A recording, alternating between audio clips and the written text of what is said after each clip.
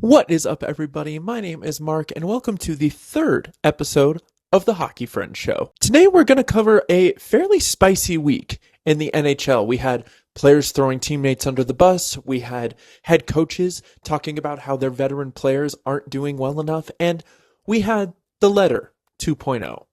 So I'm really excited to get into all of this with you. Grab a coffee, sit back, relax, and let's talk hockey.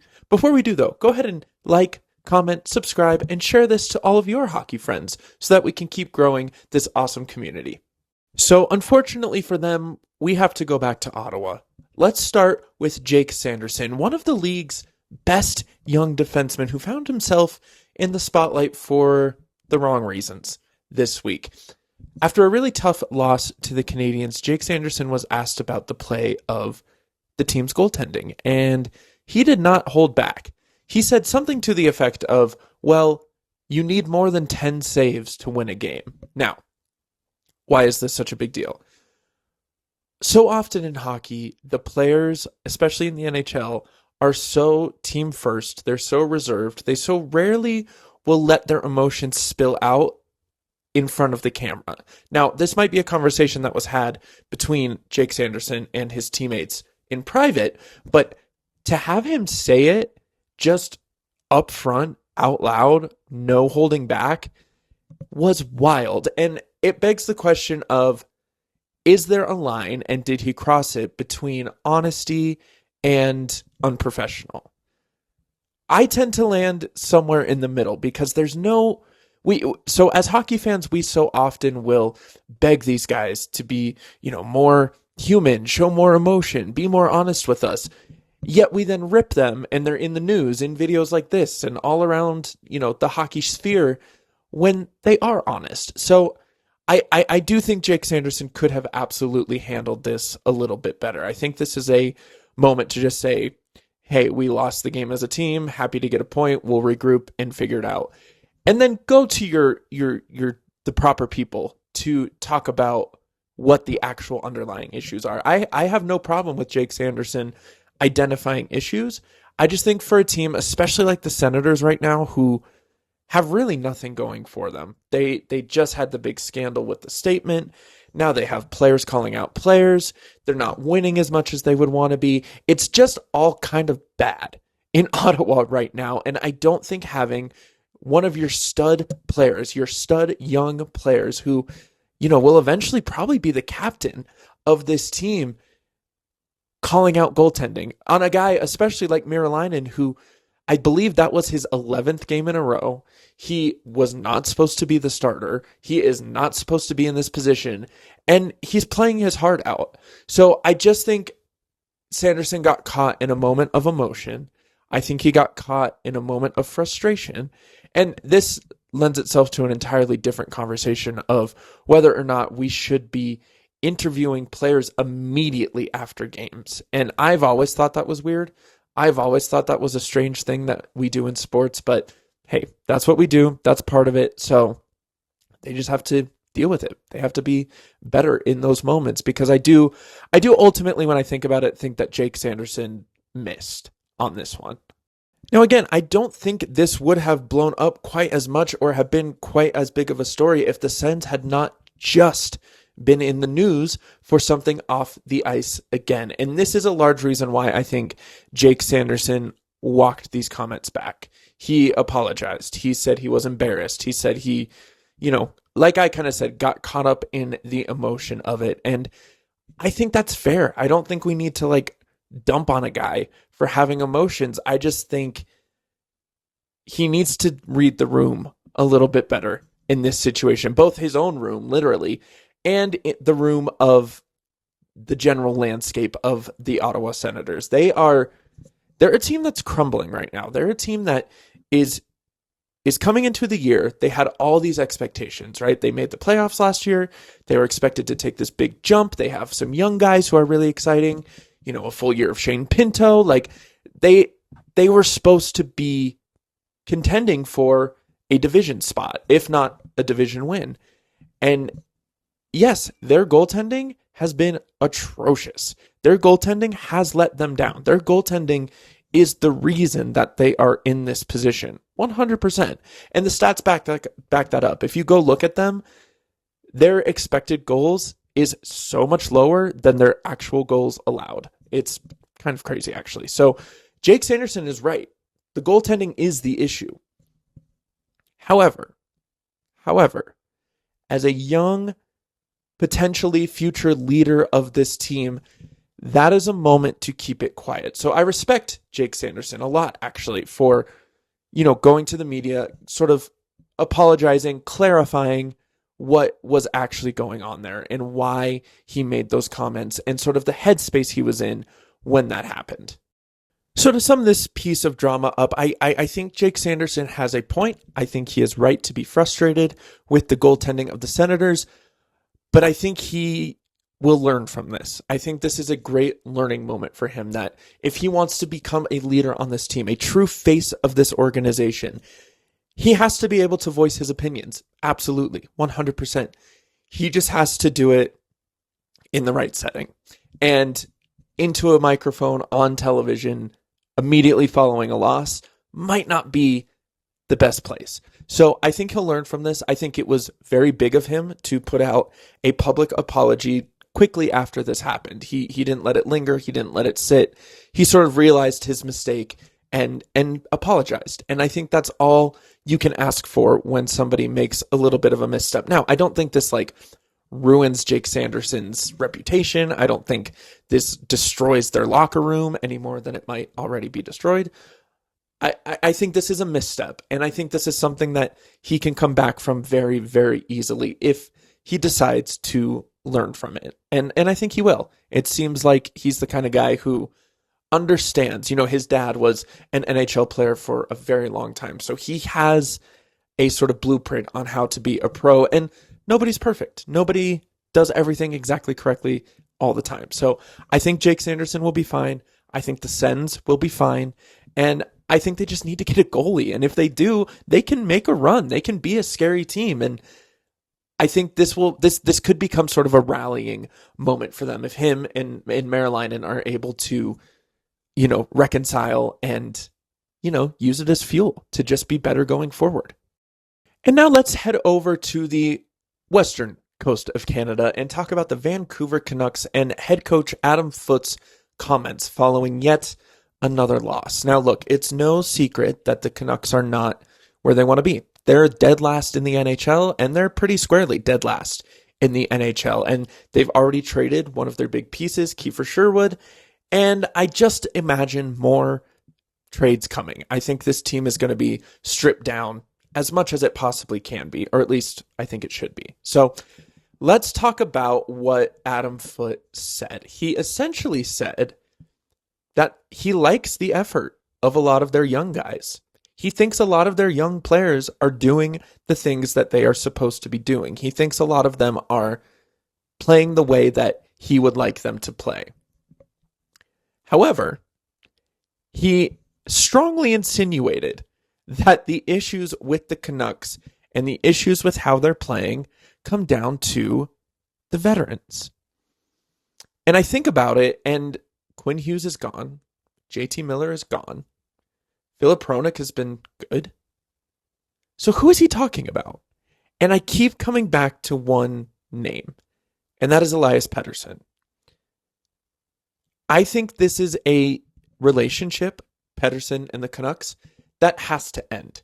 I think it has to end. I think it has to just be done. No matter what they get for him, I don't think Pettersson can finish this season as a Canuck.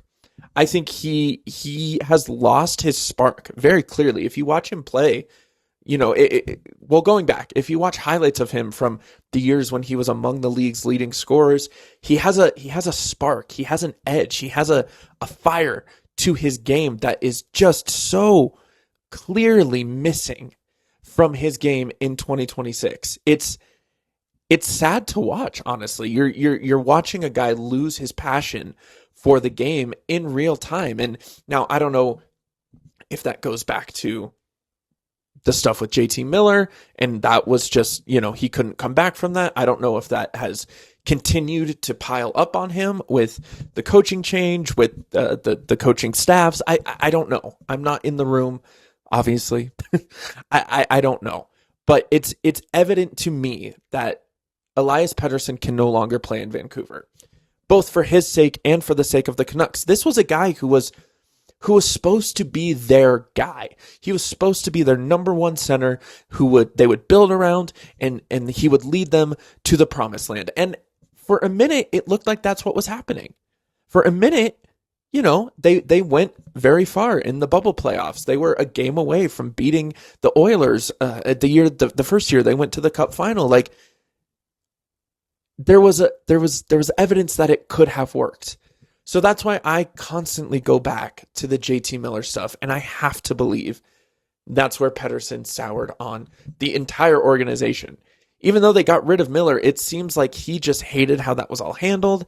It seemed like he was upset all the time, and it seems like he still is upset all the time. This is way, way, way too good of a player to be having these mediocre to straight up bad results. Like, it's really weird to watch Elias Pettersson struggle this much. So going back to Adam Foote's comments, it was strange to hear him say that, because again, like I mentioned with Jake Sanderson, we don't often get people within the organization and honestly directly on the team calling out players. Now, Foote didn't use any names, so we can't really know who he was talking about, but just a little bit of critical thinking about the Canucks and their situation and what he said makes it pretty easy to guess. So the Canucks are in a really bad spot. I've never cheered for a team to win the draft lottery before, but I might be cheering for the Canucks to do so, just so that they can have some sort of positive thing happen to them. I think they're going to trade away a lot of their vets, which will be good. Hopefully they can kickstart this retool a little bit quicker. And again, the package they got for Quinn Hughes was fantastic. And I think all three of those guys are going to be huge pieces of the Canucks going forward. I just think they need more. I think they need to strip it down. And I think winning the draft lottery would obviously, giving yourself a shot at a guy like Gavin McKenna would be a great way to begin. Now, the last piece of news that I want to talk about this week is the Letter 2.0. And this is, of course, in reference to Chris Drury, the GM of the New York Rangers, putting out a letter to their fans saying that they're retooling. They're shifting things. They're not just going to stand pat or buy at the deadline. They are going to ship out some names. Now, this is interesting because the Rangers upper management put out a letter eerily similar to this a few years ago. So this one seems to be falling a little bit more on deaf ears because Rangers fans are saying, well, we've been here before. We've done this before. Are we just going to be here again in another 5-6 years? I hope not. I hope not. The league is better when the Rangers are good, but Drury said he shares in the fans' disappointment in this season, but to me, it all comes back to him. He's built a team that is not good. He's built a team that is old. He's built a team that, can't survive the loss of one player. And I think it has to be his job on the line. I think it's crazy to me that he's going to be the one that the Rangers entrust to do this, to make this shift, to make this change. Now, he was very clear. This is not a complete rebuild.